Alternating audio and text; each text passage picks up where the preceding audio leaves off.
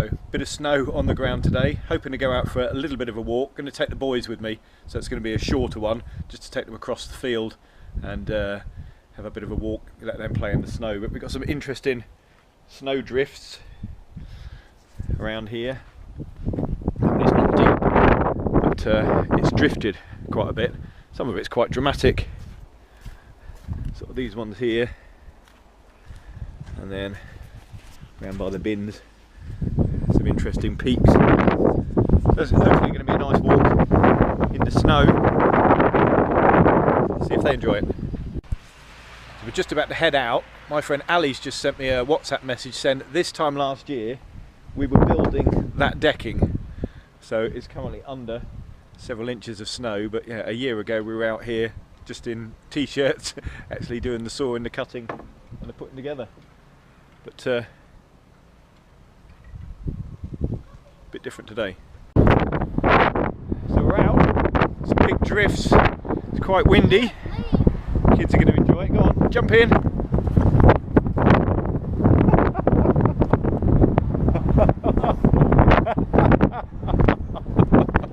It's gone down one. Go on then, go, go, go. Sorry, completely.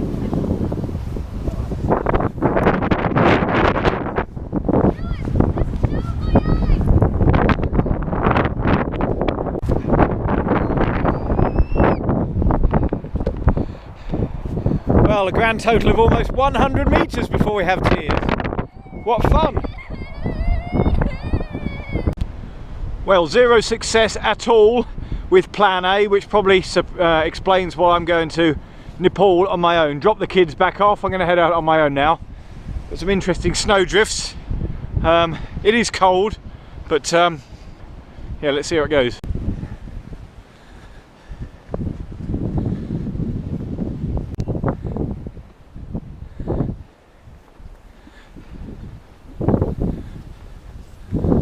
The wind's coming in gusts, so when it does blow, it whips all the snow up. It's quite hard to see. It is quite beautiful in the snow, and when the wind drops, it's actually nice and quiet. Can't even hear any birds at the moment. When we get out in the countryside, maybe I'll see if we can see some pheasants and maybe even some buzzards. Actually quite warm. I put on a couple of thermal layers, a thermal fleece top and my jacket, thinking I was going to be stood around quite a lot while the kids played in the snow or walking really slowly, but now that I've dropped them off and I'm marching along at my normal rate, it's getting quite warm. I am quite sheltered at the moment though, so there's no point trying to strip off a layer, because once I get exposed out of the trees and into that wind, I'm probably going to cool down quite a bit.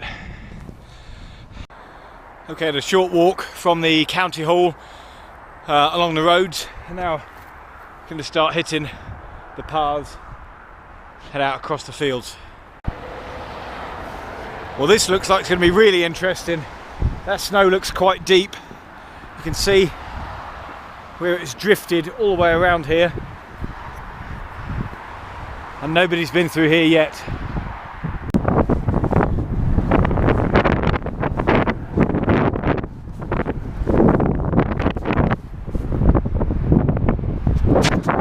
Quite deep. Hunkered down behind a mud-covered, snow-covered pile of mud, just to get out the wind, because the wind blowing directly at me.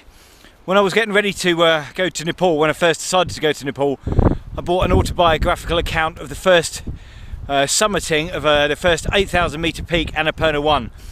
I'm not going to do the author the disjustice of trying to pronounce his name, but he's talking at one point about crossing a snow-covered field and having a high step all the way across it. I know exactly what he means now. That was about knee depth through there, so you have to lift your legs right up to step over it with the wind and the snow blowing straight in your face. So it takes a few minutes just to cover every 100 metres, and you certainly warm up. These drifts, so dramatic, overhanging, quite artistic.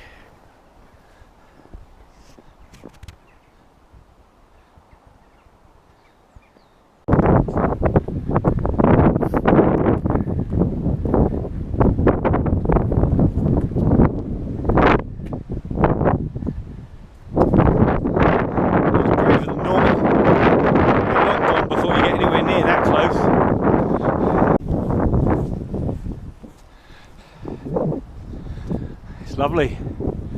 Faint traffic sounds in the background, but otherwise just a blanket of silence. I'm hoping it's going to be something like this out in Nepal.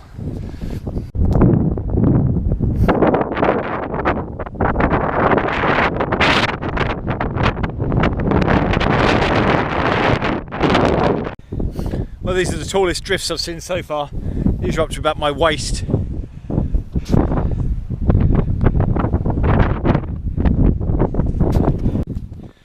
Right, once I cross this field, I come across a tiny little private church in somebody's garden. The pathway goes, the footpath goes right through it. It's the one that I wanted to show when I did the video with the ill-fated battery going flat. So I'm going to go up and actually catch it on video this time in the snow, so it'll actually look more beautiful and stunning than it would have done otherwise.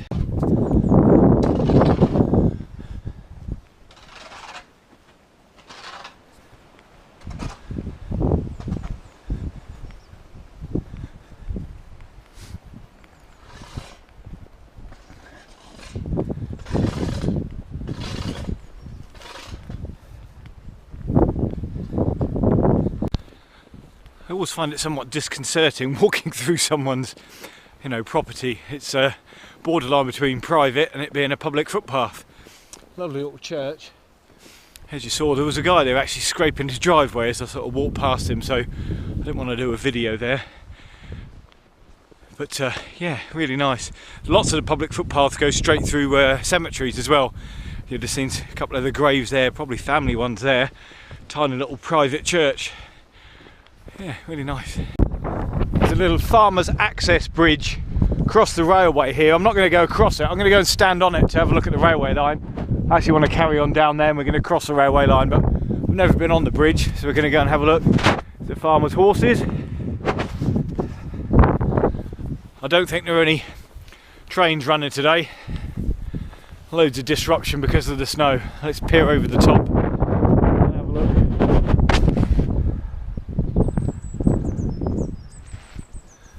There's a green light on the signal up ahead, but I don't think there's going to be any trains. Have a look over this side. Oh, buzzard.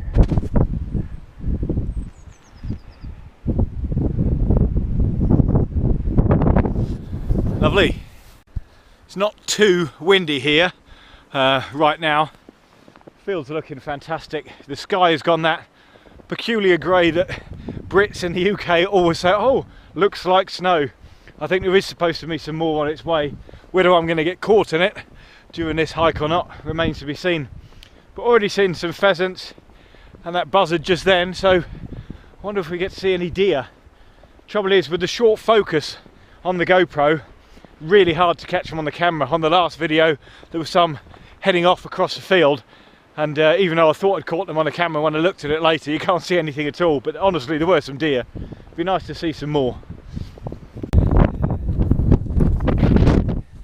No trains today. I do need to get up and over that, because that's where I need to be going, and this is deep.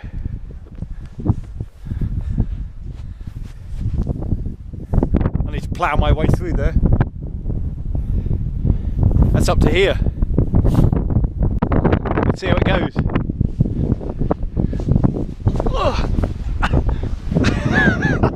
Completely sunk in it.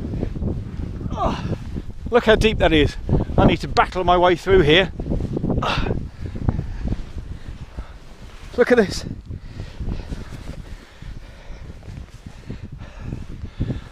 I'm going forward by an inch or so each step.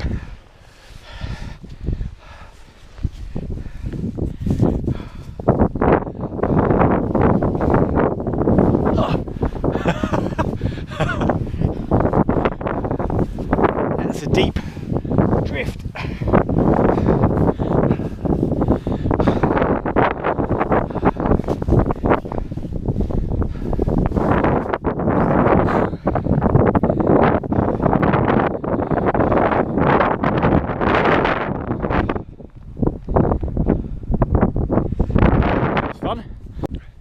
Taken the GoPro out of the waterproof case for all of these trips because inside it, you just can't hear anyone speak at all. It's fine for diving and stuff like that, but for videos like this, if you're trying to talk, you can't hear it at all. So I just stuck it back in my pocket, pulled it out again, and after climbing through that snowdrift, my pocket was completely full of snow. So I don't know whether it's all over the screen. I'll have to wipe the screen in a minute. Anyway, we're in the shade, in the lee of the hill here. The climb up, going to be quite exposed up there, so I'm expecting the wind to be howling straight in my face when I get up there. So I've got that to look forward to. A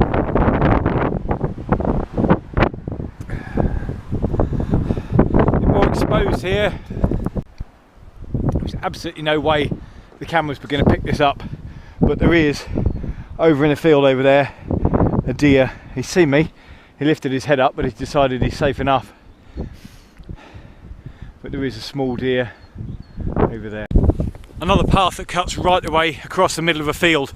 I came this way back in the summer, and to this bit that I'm just going to come up to, the path was completely overgrown, completely impassable, brambles hanging over, no way you could get through whatsoever.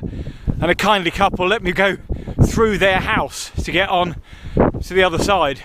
I'm hoping in the winter the brambles are gone and I can battle my way through. But this is where we're going, straight away along there.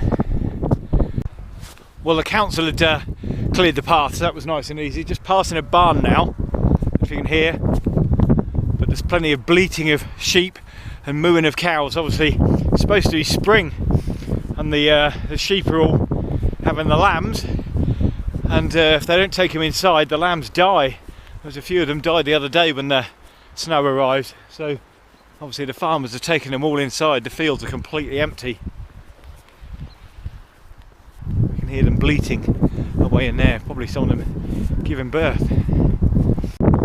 The fence has blown down from around this stile, making it kind of superfluous. Don't really need to go over it when you can just sort of walk around it and step into the snowdrifts. Now we're going to go. He broke my leg in a hole.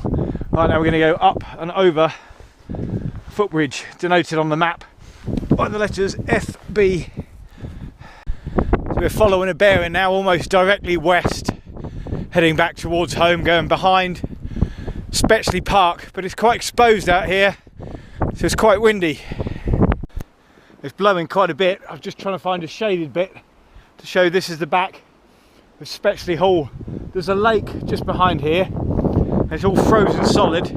There's geese standing on top of it looking around somewhat bemused, but every time I try and get the camera out around there, all you get is the wind howling through. We're heading out across the fields. Actually a little bit more sheltered here, so I'm coming across to see if we can get the lake. Oh, it's not all totally frozen because there's a swan swimming around in it. But the top of it's definitely frozen. And there are some geese and swans over there. So a little bit closer to the swans and the geese. And there's Spetchley Hall.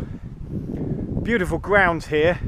Hall solicitors set up, or they did a couple of times, set up something called Hall's Balls, where they got all the local solicitors and everyone in an evening, put a huge marquee up, quite a lavish black tie evening, and they get a load of local businesses to donate items that they then put up for auction. So you've got all these solicitors with a few beers and a few glasses of wine bidding against each other for items, and it all goes towards Acorn's Hospice, where our Harry was.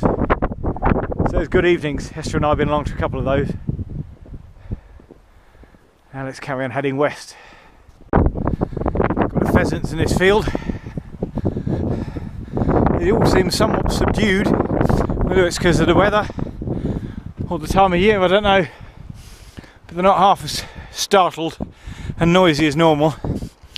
Right, so I'm now heading diagonally across this field. There's a little hill in Whittington. It's got a tree on top. I don't know if you can pick it up on the camera here. Everyone knows it as One Tree or One Tree Hill because you can see it from quite a way down the M5. So when you see that, if you're heading north, you know you've only got a couple of miles left. I'm heading towards that, towards Whittington, and this time I'm going to go underneath the M5 because there's a farmer's access bridge somewhere across there. So we're again just heading off on a bearing because I can't see any paths or anything, and then we're going straight to the middle of a field. That's where we're heading towards. So here we go. Here's the tunnel under the motorway.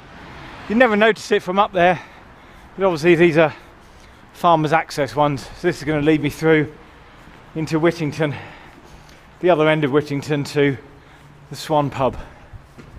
So just on the last bit back home now, the boring bit again, unfortunately. There's a tiny baby rabbit.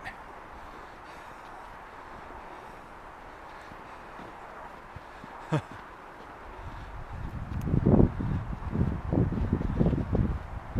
he goes. Almost back home now, and that grey sky did turn out to be snow. It's beginning to come down now. I've only got a little while left to go. That was about an 18-kilometre walk. That was good fun. I enjoyed that.